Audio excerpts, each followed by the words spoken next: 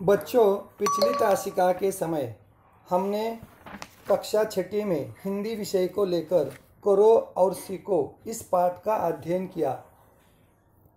अब इसके बाद हम पाठ बोध रूपी प्रश्न, मौखिक तथा लिखित प्रश्नों की जानकारी लेंगे। पन्ना नंबर 92 पे पाठ बोध रूपी प्रश्न है, प्रश्नों के उत्तर दे। Answer this questions. मौखिक प्रश्न क, अनंत सूत क्यों काट रहा था? अनंत सूत इसलिए काट रहा था कि उसे पाठशाला में कपड़ा बुनना था, इसलिए अनंत सूत काट रहा था और उसने कहा यह मेरा गृह कार्य है, कल हमें कपड़ा बुनना है। ख, आनंद के पिता प्रधानाचार्य से क्यों मिलना चाहते थे? आनंद के पिता प्रधानाचार्य से मिलना चाहते थे क्योंकि वो जानना चाहते थे कि पाठशाला में सूत काटना भी सिखाया, सूत काटना कहा जाता है, कपड़ा बुनने कहा जाता है का, इसके बारे में आनंद के पिता जानना चाहते थे। पिताजी, हमारी पाठशाला में सूत काटना, कपड़ा बुनना, लकड़ी की चीज़ें बनाना, बर्तन बनाना, खेती बाड़ी आदि सब सिखाया जाता है, ये जानना चाहते थे। ग, पाठशाला के बगीचे में बच्चों को क्या जानकारी दी जा रही थी? पाठशाला के बगीचे में बच्चों को क्यारियों में तरह तरह की सब्जियों के पौधे लगाए कैसे जाते हैं, उनकी देखभाल कैसी की जाती है और बीज कैसे बोया जाता है, मिट्टी की आवश्यकता क्यों होती है, इसकी जानकारी दी जा रही थी। व्यवसाय द्वारा विषयों की शिक्षा कैसे संभव है? व्यवसाय द्वारा ही विषयों की शिक्षा संभव है क्योंकि वो जीवन से जुड़ी है। शिक्षा का उद्देश्य बच्चों को केवल साक्षर बनाना ही नहीं, अपितु आत्मनिर्भर और संवेदनशील बनकर जीवन मूल्यों का विकास करना, यही हमारे जीवन से संबंधित शिक्षा देने का उद्देश्य है।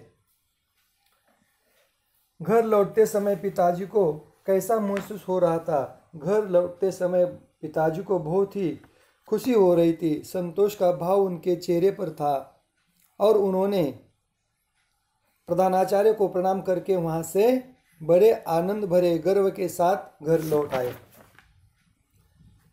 लिखित प्रश्न क, प्रधानाचार्य आनंद के पिता को पाठशाला दिखाने क्यों ले गए? प्रधानाचार्य आनंद के पिता को पाठशाला देखने के लिए ले गए क्योंकि वो बताना चाहते हैं कि हमारी अपनी कक्षा में विज्ञान, इतिहास और भूगोल आदि विषयों से संबंधित शिक्षा दी जा रही है। गणित की कक्षा में शामपट पर सवाल हल करके समझाए जा रहे हैं और उसके साथ ही कपड़ा बुनने की कला सिखाने जा रहे थे। पौधे लगाने के लिए अध्यापक जानकारी दे रहे थे। ये सब शिक्षा यहाँ पर दी जाती है, ये दिखाने के लिए प्रधानाचार्य आनंद के पिताजी को पाठशाला में सब जानकारी दे रहे थे। पाठशाला में क्या क्या सिखाया जाता था? पाठशाला में तरह तरह के विषय सिखाए जा रहे थे, जैसे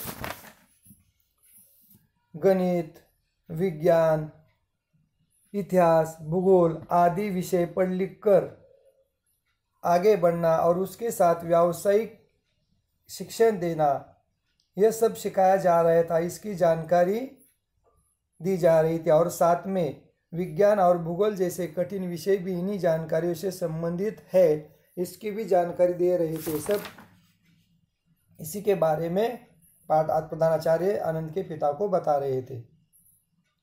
विषयों को व्यवसाय से जोड़कर सीखने का क्या लाभ है? विषय से व्यवसाय सीखने से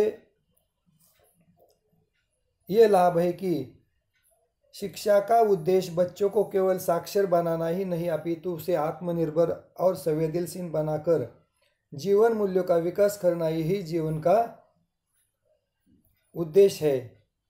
यहाँ पर बच्चे पर्व त्योहार मनाते हैं, गांव समारोह में हिस्सा लेते हैं, सबकी मदद करते हैं और साथ में श्रमदान भी करते हैं। यही तो शिक्षा का उद्देश्य है। इसी के बारे में जानकारी दी जा रही थी।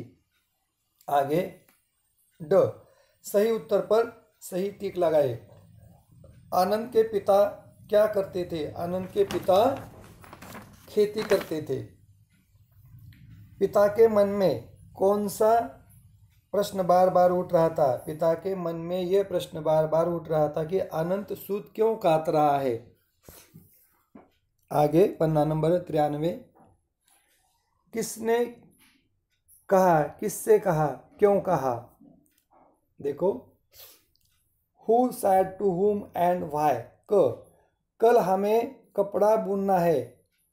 आनंद ने अपने पिताजी से कहा क्योंकि उन्हें स्कूल में कपड़ा बुनने की कला सिखाने जा रही थी, इसलिए वो सूत काट रहा था।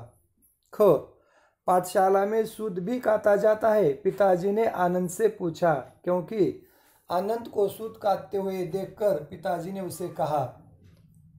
तब आनंद ने कहा कि हमें पाठशाला में कल कपड़ा बुनना है।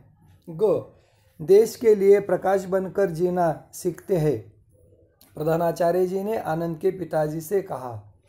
जब आनंद के पिताजी जानना चाहते हैं कि स्कूल में कपड़ा बुनना सिखाया जाता है क्या, और साथ में आनंद सूत क्यों काट रहा था, इसकी जानकारी वो स्कूल आकर लेना चाहते थे। जब वे स्कूल आए तो प्रधानाचार्य जी ने उनको सब बातें बताते हुए कहा कि देश के लिए बच्चे प्रकाश बनकर जीना सीखते हैं, यही हमारी शिक्षा का उद्देश्य है।